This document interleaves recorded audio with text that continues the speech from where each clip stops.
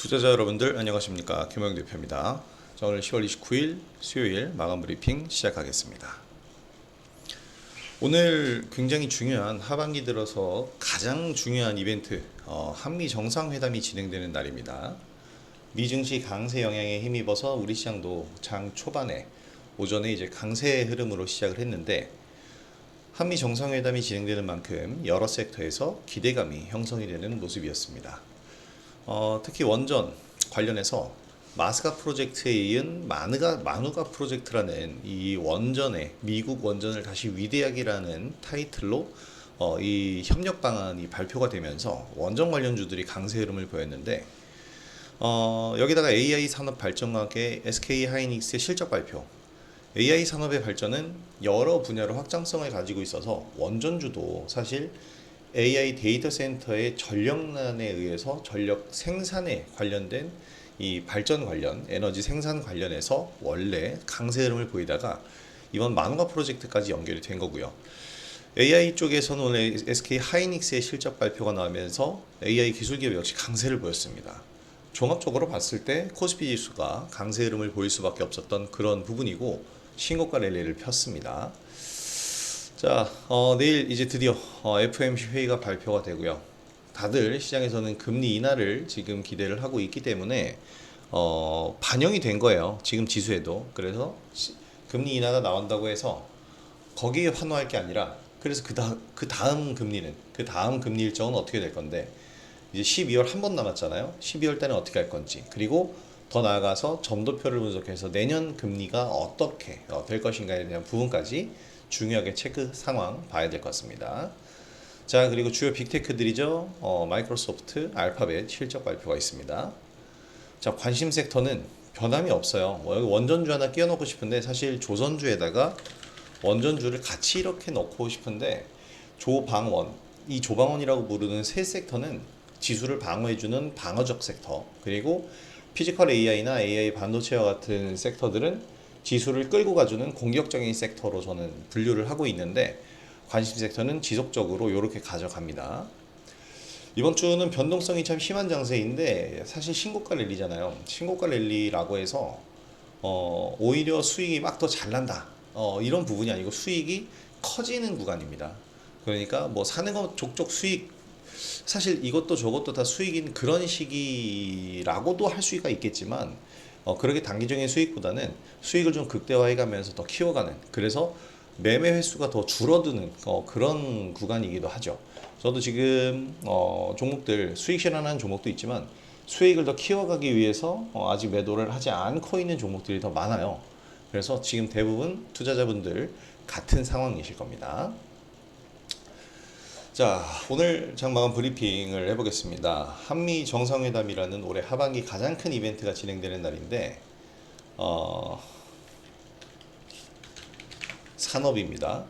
미 증시는 젠스덩의 AI 산업 강세론을 근거로 상승 마감해줬고, 우리 시장은 SK 하이닉스의 호실적 발표로 기술 기업들이 강세를 보이면서 출발했습니다.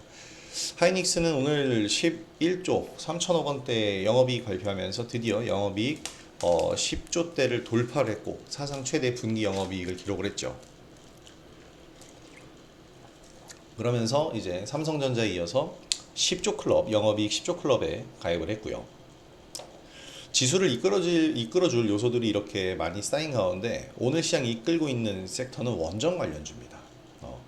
한미 관세 협상 카드로 조선업에 이어서 원자력 협력이 언급이 됐는데, 원전도 미국발 정책 수의 핵심 산업군으로 떠오른 겁니다. 조선업의 마스카 프로젝트에 이어서 원전의 마누가, 미국 원전을 다시 위대하게 라는 타이틀로 이제 협력을 논의를 하고 있는데, 에너지 안보, 핵연료체계, AI 데이터 센터 전력 수요까지 패키지 딜입니다. 한국원전 EPC, 이제 설계 조달 시공이라고 하는데, 이 역량이 미국의 AI 전력난과 이제 탈러시아 공급망 재편의 해법으로 지목이 되고 있고요. 그래서 최근에 원전 관련주들이 강세 흐름을 보였어요. AI 데이터 센터 전력난 이슈가 가장 컸고, 또 이제 미 정부의 115조 원 투자 정책적 수혜까지 입으면서 하반기 주도 섹터가 될 강력한 모멘텀을 얻었습니다. 상반기에도 사실 원전 관련주들 두산 에너빌리티 혼자 독주를 하긴 했지만 매우 강세 흐름을 보였죠. 자, 우리는 오늘 강원 에너지 기술적 진입 구간으로 전일 매수를 했고, 진짜 전일 매수한 게 기술적 진입 구간으로 매수한 거예요. 그래서 사실 오늘 바로 이렇게 수익이 났다? 기술적으로는 예상했지만 이러한 명분이 오늘 쏟아져 나와 주는 것은 정말 예측하지 못했던. 그러니까 기술적으로 오히려 보면서 기술적 차트에서 뉴스가 따라와 준 겁니다. 제가 항상 기술적 차트를 분석하는 이유가 바로 이건데요. 뉴스가 나오기 전에 차트는 뉴스를 미리 반영하고 있습니다. 이거는 정석이에요. 그래서 우리는 이런 매매를 할 수 있어야 된다라고 제가 항상 얘기를 하는 거고, 어제까지의 차트만 보면 굉장히 정석적인 흐름으로 만들어 놓고 있단 말이에요. 어제 오전부터 매수를 했기 때문에 이 밑골이 음봉 형성될 때 14,150원 우리가 평균 단가인데, 어제 시초가가 14,190원이잖아요. 이 구간에서 우리가 매수를 하면서 상승 흐름이 나와준다라는 것은 기술적인 부분으로 예상을 한 거고, 전 어저께 음봉 마감까지도 생각을 했습니다. 근데 바로 이렇게 상승이 나와줬고, 자, 20% 가까이 상승을 했어요. 우리 매수가 대비해서는 20% 이상 상승을 해줬는데 아주 좋은 흐름으로 마무리가 됐습니다. 시장 주도 섹터, 성공적 트레이딩을 지속하고 있는 거예요. 그러니까 조선 원전으로 이어지는 제조업 분야의 지수 방어 섹터, 앞서 말씀드린, 그리고 AI 기술 기업 등 첨단 기술 산업으로 대표되는 지수 상승 선봉의 섹터, 공격적 섹터들, 이렇게 다양한 섹터 활발히 공략하면서 지금 수익 확보를 하고 있는데, 지금 이렇게 수익 확보 활발하게 나설 그런 시기입니다. 원전주들부터 한번 살펴볼게요. 강원에너지를 살펴봤으니까 오늘 원전에서 나온 이슈들은 쏟아져 나왔다고 해도 과언이 아닙니다. 조선, 원전, 이 마스카에 이어서 마누아까지 해서 한미 원전 그리고 조선의 투트랙 협력으로 부상을 하는 겁니다. 원전의 이 EPC 능력, 그리고 조선의 현지 건조 가능성 구체화. 한마디로 얘기하면 미국에 와서 건설해줘, 만들어줘, 해줘입니다. 해줘. 누가 들으면 정말 화나는 화가 나는 멘트이기도 한데, 정말 해줘죠, 해줘. 이런 게 원래 스포츠 용어가 아니고 스포츠에서 많이 나온 얘기인데, 해줘 축구를 한다, 뭐 해줘 농구를 한다, 해줘 야구를 한다 그러는데, 약간 그런 부분의 분위기랑 좀 비슷한 것 같아요. 그래서 한미 협상 카드로 원자력 협력이 언급이 됐고, 아까 쭉 얘기해 드린 내용인데, 첫 실증 무대가 페르미 아메리카 프로젝트, 텍사스에 조성되는 원전, 4.4기가와트 SMR, 2기가와트 가스복합, 4기가와트 원전 4.4, SMR 2기가, 그리고 가스복합 4기가군요. 총 11호 기가와트 규모의 복합 에너지 단지. 수주 잔고가 이제 이렇게 계속 쌓여가게 될 거예요. 그럼 원전 관련주들의 성장성이 무궁무진해지는 겁니다. 자, 그래서 이걸 근거로 해서 두산 에너빌리티가 어마어마하게 상승했어요. 제가 두산 에너빌리티를 보고 우리 투자자 여러분들에게 이런 얘기를 했습니다. 아무 데서나 사도 된다. 솔직히 얘기해서. 정말 무책임한 말처럼 들리시겠지만 아무 데서나 사도 된다. 제가 매물 지지대 여기다 갖다가 써놨잖아요. 이게 언제입니까? 작년 12월 달이에요. 작년 12월 달 이런 정말 불규칙한 차트를 만들고 있잖아요. 이거는 정상적인 차트 흐름이 아닌데, 이 차트 흐름에서 여기서 매물 지지대 얘기 드렸고, 이 매물 지지대를 12월 달에 이탈했는데, 이때는 우리나라에 비정상적인 사건들이 많이 있었을 때입니다. 그리고 그 부분을 바로 회복하면서 어떻게 됐어요? 서서히 상승 흐름 나오죠. 그리고 여기서 4월 달에 관세 리스크로 인해서 한번 또 급락을 했는데, 이때도 이 매물 지지대, 여기가 이제 완전한 매물 지지대라고 제가 그래서 얘기 드린 거고, 지지받았고, 그 다음부터 또 줄기차게 상승하기 시작합니다. 그때부터 지금까지 쭉 상승입니다. 아무 데서나 사도 된다라고 얘기했던 이유는, 본디 우리나라가 이제 탈원전에 나서면서 구 두산중공업은 도산할 뻔했어요. 사라질 뻔했죠. 그런데 두산중공업은 그래서 한국에서 도망쳐서 해외에서 한국 싫어 하고 나가서 해외에서 정말 사업을 해서 부흥을 했습니다. 왜냐하면 우리나라는 탈원전을 외치는 국가 중 하나가 됐지만, 글로벌 리더십을 갖춘 국가들, 미국, 또 중국, 중동, 유럽에서는 대표적으로 프랑스 이런 국가들은 현실을 직시합니다. 신재생만으로 우리가 이상만 외칠 수는 없잖아요. 신재생은 비싸요. 전 세계의 에너지를 신재생 에너지로 싹 다 바꾸면 우리는 불 때다가 굶어 죽습니다. 그렇기 때문에 원전이 항상 동반이 돼야 되는데 문제는 원전의 불안정성이잖아요. 참사가 일어나잖아요. 그래서 이거를 그러니까 원전을 아예 막을 게 아니라 안전한 원전 쪽으로 연구를 더 했어야 되는 거죠. 그리고 두산 에너빌리티를 비롯해서 글로벌 리더십을 갖춘 국가들의 한마디로 얘기하면 강대국들 중에서 원전을 친원전으로 가는 국가들을 보면은 다들이 안전한 원전 쪽으로 연구를 합니다. 대표적으로 소형 모듈 원전 SMR 이쪽으로 이제 방향을 잡고 지금 진행을 하는 거고 이것이 원전의 새로운 모멘텀이 된 거예요. 그렇게 해외에서 인정받은 두산 에너빌리티가 이제 국내에서도 탈원전을 이제 지향하고 친원전까지는 아니지만 원전이 필요하다라는 인식이 생겨나게 되면서 어떻게 됩니까? 국내 증시로 복귀했다라는 표현은 좀 그런데 국내에서도 이제 두산 에너빌리티가 인식받기 시작한 거예요. 그래서 주가가 어떻게 보면 지금 올라가는 게 삼성전자랑 약간 비슷한 게 똑같습니다. 그동안 평가받지 못했던 역량이 평가받고 있는 거예요. 그래서 저는 이게 지금 많이 올랐다라고 생각되지가 않습니다. 더 올라가야 돼요. 주가가 단순히 96,000원 비싸졌는데요. 이게 아니고 그동안 평가받지 못했던 그 부분을 지금 평가를 받고 있는 것이다. 이렇게 해석을 하시는 게 훨씬 더 논리적인 부분이다라고 생각이 됩니다.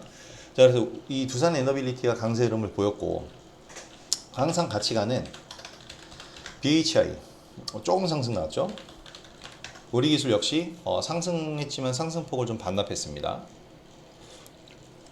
그리고 한전산업, 한전기술 상승을 보였는데 제가 요즘에 이제 원전 관련주를 쭉 분석할 때 저는 원래 우진을 굉장히 좋아했고요. 여러 번 말씀드렸죠. 근데 오늘 상승하다가 오늘 하락 전환했는데 매매는 끝냈고 우진엔텍도 마찬가지예요. 반락권에서 올라오곤 있는데 생각보다 그렇게 탄력적이진 않아요. 그래서 요즘 탄력적인 종목들을 분석을 해보면서 처음 매매를 해본 겁니다. 강원에너지. 상당히 탄력적인 종목인데요. 그래서 원전에 대한 부분 그리고 10월 24일에 상한가를 기준으로 눌림목 완벽하게 공략해서 어제 공략을 해놨는데 오늘 재료가 쏟아지면서 상승 흐름에 강력한 모멘텀이 붙은 겁니다. 자, 그래서 원전 관련주들 앞으로도 지속적으로 관심 있게 보시기 바랍니다. 자, 오늘 시장의 타이틀롤은 원전으로 바뀌었는데 오전에 시작할 때만 해도 타이틀롤은 이거였습니다. 하이닉스 60만 닉스에 이제 근접했습니다. 어제 기록했던 56만 4천 원은 프리마켓에서 잘못 거래된 비정상적으로 거래된 가격이고 메인 마켓 기준으로 보면 지금의 이제 55만 원 넘어간 가격이 이 하이닉스의 신고가입니다. 계속해서 신고가 행진 벌이고 있고 지금 HM4 이제 고객사 납품 앞두고 있다 이런 얘기 나오는데 하이닉스는 자신이 있어요. 아주 자신이 있습니다. 왜냐면 엔비디아에서 원하는 6세대 HBM의 기준 속도가 10GBps인데 5세대 HBM부터 9.6GBps까지 속도를 올렸어요. 그러니까 하이닉스는 엔비디아가 6세대는 10이야 라고 기준을 정했는데 5세대에서 9.6까지 만들었어.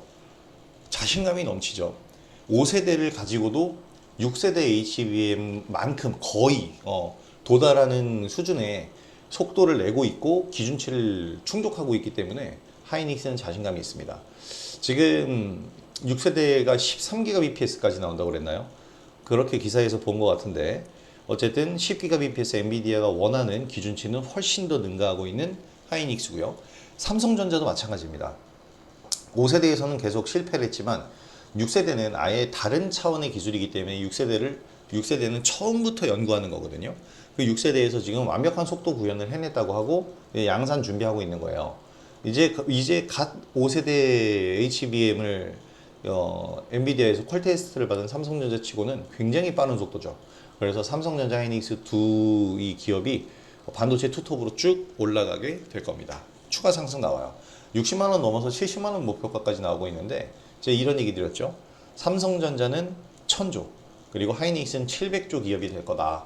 내년에 그 기반을 지금 만들고 있다고 보시면 됩니다. 그래서 하이닉스를 기반으로 해서 엔비디아의 직수혜를 받는 소캠2 회로기판 관련주 심텍, 그리고 코리아 서키트 이런 종목들 유심히 잘 보시고 검사 장비 만들고 있는 DI 이 종목도 잘 보시기 바랍니다. 다 AI 기술 산업의 반도체 기업의 핵심 기업들입니다. 자, 그리고 또 하나 이제 오늘 제가 매매한 쪽은 아니지만 하나 특징적인 걸 보면 RFHIC가 상당히 급등을 했고요. KMW 역시 상당한 급등세를 보였습니다. 이들이 급등을 보이는 이유는요. 오늘 이것도 얘기가 나온 소식인데 엔비디아가 노키아에 거액을 투자했다는 소식이 나왔죠. 그래서 지분율 2.9%를 확보했다라는 기사가 나왔어요.